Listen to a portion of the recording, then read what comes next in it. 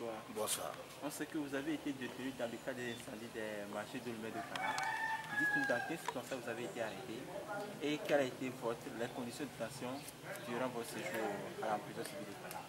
Je tiens avant toute chose à vous remercier pour cette attention que vous accordez aux opprimés. Sans vous mentir, notre arrestation a été faite de façon arbitraire. C'est à travers un coup de fil d'un numéro que tu ne connaissais pas. Mais la personne s'est présentée comme étant le lieutenant du groupement de Kara Sud. Monsieur Naboudia, c'était le 25 janvier 2013. Au moment où je corrigeais les copies de mes élèves. Il m'a dit après le cours, est-ce que vous pouvez passer me voir? Je lui ai dit que sans problème. J'avais un cours dans un établissement privé de 10h à 12h. À cause de cela, j'ai suspendu le cours à 10 minutes de 12h. J'ai rappelé le monsieur sur le numéro où j'avais reçu l'appel. Il m'a dit que le commandant Saparapa n'était pas au bureau. Il était parti à Pia parce que le PR devait venir à Pia le jour-là. À 16h, ils m'ont rappelé que de venir, il était là. J'arrive, il n'était pas dans son bureau. J'ai pris mon portable pour le rappeler. Il me dit de traverser la route pour venir au niveau de la brigade. J'arrive à la brigade. Camille, lui, il était déjà arrêté, l'un des co-détenus. Je me suis retiré dans un autre bureau avec le commandant Saparapa, où il m'a posé des questions bizarres. Selon moi, qui a brûlé les marchés, je dis je ne peux pas répondre à cette question dans la mesure où je ne suis pas un agent de sécurité et encore moins un militaire. Si on me posait la question sur le KTP Kara, j'aurais pu répondre à ces questions parce que j'interviens au KTP Kara. Il me pose encore une seconde question. Selon moi, quelle est la piste qu'il faut privilégier? J'ai dit non. J'ai été surpris que vous avez commencé par arrêter les opposants. Mais ma question que je vous pose, est-ce que les opposants gèrent les marchés? Parce que quand tu as une boutique gardée par un gardien, le lendemain c'est cambriolé, le premier suspect c'est le gardien. Donc quelque part, je me dis qu'il faut privilégier une autre piste. C'est dans ces conditions que nous avons été arrêtés. Et en ce moment, ils m'ont demandé, le 24 décembre, nous étions où? Que nous étions au siège de l'ANC à Lomé. C'est là que j'ai su que tout ce que nous faisons à Kara, ils suivent nos pas. La preuve, le 24 décembre, nous étions à Kanté, sous la demande du petit frère Napotien qui était arrêté avant moi, le 23 janvier 2013. Il m'a sollicité de la mettre à Kanté pour chercher son casier judiciaire. Il a fait la demande là. Moi aussi, heureusement, j'ai marqué ma présence en envoyant de l'argent à ma maman à l'UTB Kanté. Comme ça ne suffisait pas, en même temps, il s'est levé en disant que je vais te garder pour vérifier. Et c'est en cela, croyant que c'était de la pagaille, le 31 janvier, ils nous ont déféré à la prison civile de Kara. Mais je note ceci, nous étions au nombre de 5, si j'ai bonne mémoire, en présence de M. Ouedraogo et le gardien Aledi, le seul gardien sur 10 gardiens.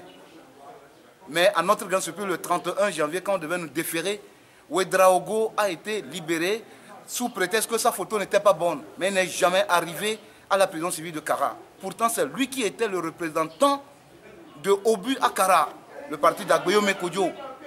Quand nous avons demandé au CB anti-gang où est Ouedraogo, il nous a répondu en souriant que son grand frère déjà appelé pour qu'on le libère. Il dit c'est clair, quel grand frère peut accepter qu'on trimballe son petit frère dans ces conditions? La seule conclusion, c'est que nous, on n'avait personne. Moi, je suis fier, mon père est paysan. Je n'ai pas de DG dans ma maison. Mais je crois qu'avec l'avenir, on saura. Okay. Quelles ont été vos conditions de détention durant les... Je voudrais, en ce moment, il n'y a pas de mots pour décrire les conditions de vie en prison. Parce que c'est un monde sans pareil.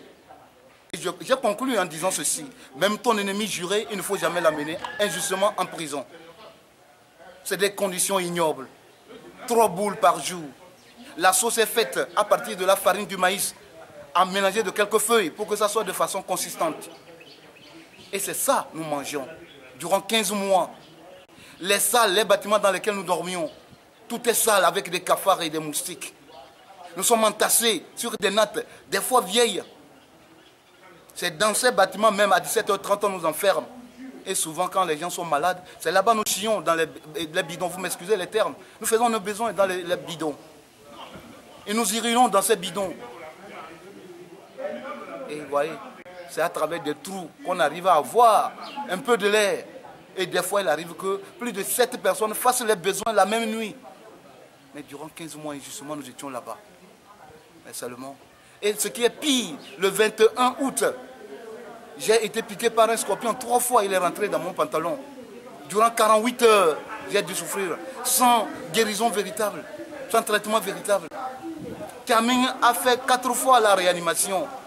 Et pour qu'on l'évacue, il faut des soulèvements avant qu'on ne l'amène à l'hôpital. Le petit frère napotien, actuellement à 15 mètres, n'est plus capable d'identifier clairement un objet. Autrement dit, il ne voit plus bien.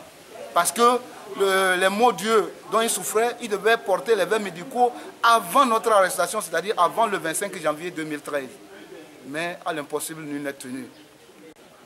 Et je voudrais aussi finir avec Aledi Tiangaï, le seul gardien qu'on a pris à Kara pour faire croire à l'opinion nationale qu'il était de mèche avec nous, est atteint de tuberculose osseuse. Et faute de traitement, il a fini par perdre son pied. Donc, voilà. Actuellement, vous êtes libéré. Est-ce qu'il y a d'autres encore qui sont gardés? Oui, je peux dire à Kara, pour le moment, il n'y en a pas. Il n'y en a plus, puisqu'on était 4. Et il y avait Napotien, l'étudiant. Au départ, il y avait le grand frère Napotien aussi, qui était professeur à l'université de Kara. Après, il y avait Kiangaï Aledi, Kaming Pia Balou et moi. Mais actuellement, je rends grâce à Dieu, grâce au travail abattu par le maître Kassanté, qui s'est vraiment dévoué, débattu et en faveur des pauvres et des faibles que nous étions.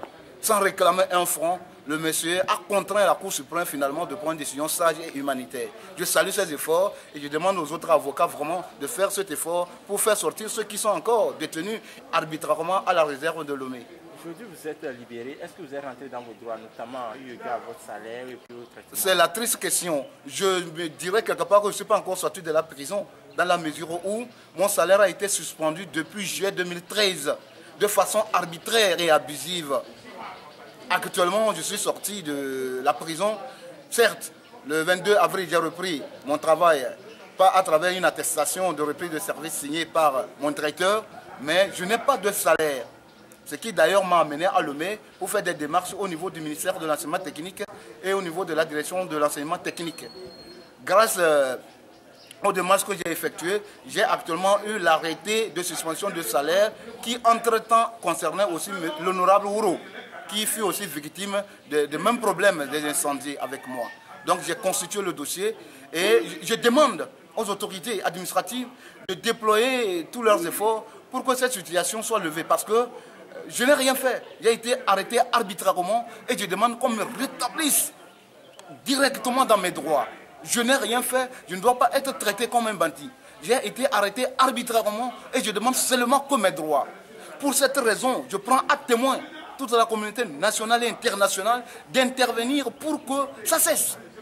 Parce que prendre des décisions arbitraires comme des innocents, je crois quelque part que notre État, notre pays, le Togo qui appartient à nous tous, est en train de faillir.